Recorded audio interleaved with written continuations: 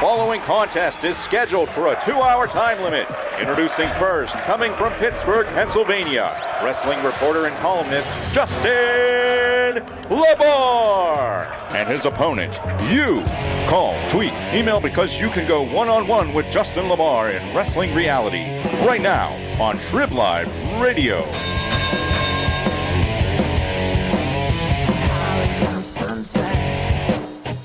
It's that time of the week again. Tuesday afternoon, Wrestling Reality, one-on-one with me, Justin LaBar, presented to you by Tailgaters Bar and Grill here on Trib Live Radio. What a show we got. We are 2 weeks outside of not only SummerSlam, but Prime Wrestling's Resolution 5. We got quite the show lined up. We're going to have play-by-play man from Prime Wrestling, Joe Dombrowski, here in studio co-hosting the show, but that's not enough. Triple threat action here in studio. You're listening to the Delaney's right now. Everybody that's always tuning into the show, tune in to Chairshot Reality. You've become a fan of the Delaney's, whether you realize it or not. Lead singer Ziggy will be here. Ziggy's got quite the interesting wrestling mind and his own stories and background. So it's going to be a fun show. A lot of stuff. Of course, your calls, emails, tweets to go one on three today. But before we do any of that, let's get into Monday Night Raw. Last night, 2 weeks outside of a pay-per-view, in my mind, this is always the toughest week to book any pay-per-view. I always think it's the toughest week to book TV going into pay-per-view, whether it's WrestleMania, whether it's SummerSlam, whether it's Money in the Bank. We'll get into that in a little bit, but here we go. AJ starts off the show wearing a white suit. White never looked so good. She announces matches for the night, and then out comes CM Punk, who got an abundance of cheers when the music hit. But then with the right amount of words and the right tone, the audience quickly reacted just the way he wanted. AJ lets the audience pick. Do you want Punk vs. Miz, Punk vs. Kane, or Punk vs. Mysterio tonight? Now, Punk and Miz were trending on Twitter, but Punk and Mysterio is what we get. The amount of people shocked is comical to me. The amount of people, I feel like I'm telling some fans, you don't actually have any say in who the opponent's going to be.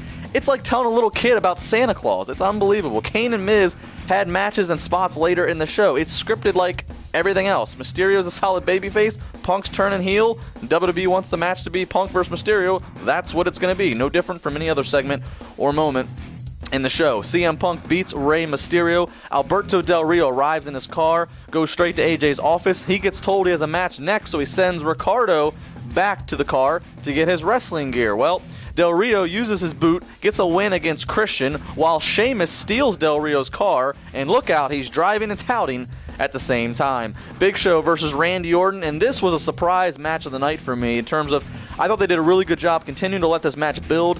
What often gets stale or hokey for me with how the Big Show and his giant role is used. I thought Orton and Big Show's chemistry in the match, I thought all spots in the match were in the right place. We end up getting a double countout. Makes a lot of sense. Big Show, of course, headed into the main event for the WWE Championship at SummerSlam, so we're not going to see him lose definitively, and Randy Orton riding his momentum of returning.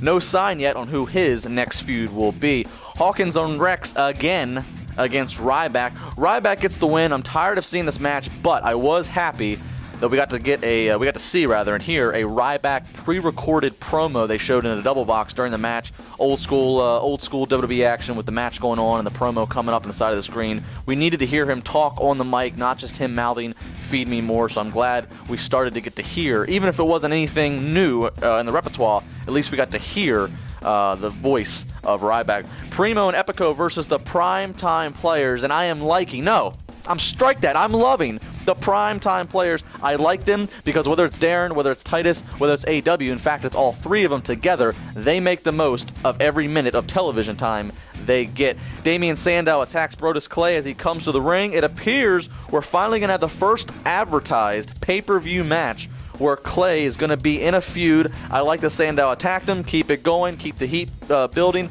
I'm curious to see what would happen in this match because Brodus continues to rise and have momentum.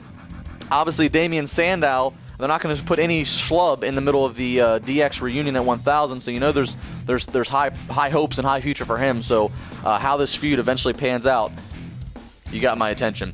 AJ and Bryan get into another comical yes/no battle backstage. Bryan nearly cracks a smile while trying to remain serious.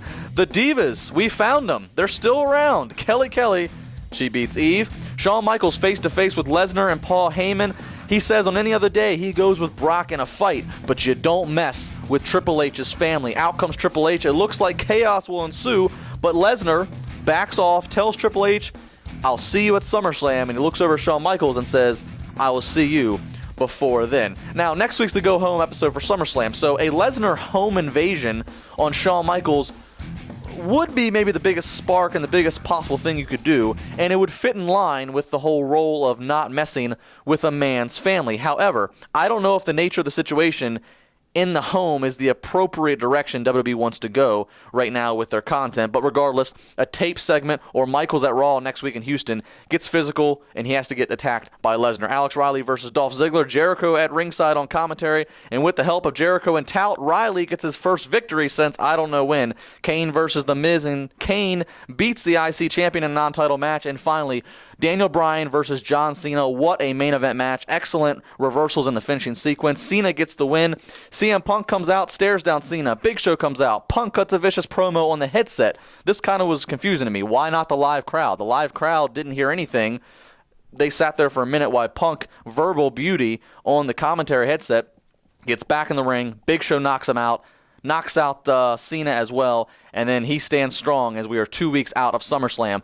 I've learned that John Cena, I don't care what you say about 5 Moves of Doom. When he has a good opponent, he has a good match. It's pretty much applicable for anybody. CM Punk, he's still CM Punk the champion, and Big Show, no matter what, no matter how well you write him, I don't believe he's winning in 2 weeks at SummerSlam. That's not a fault of his. That's not a fault of the people writing yesterday's show. That's a fault of how they've written the last 11 years of him. We'll talk about all that and more. Ziggy from the Delaney's, Joe Dombrowski from Prime Wrestling, all that coming up on the other side of the break. 412-320-7925 is the number. Sportstalk@tribweb.com is the email. Tweet me at Justin LeBar. We'll be back.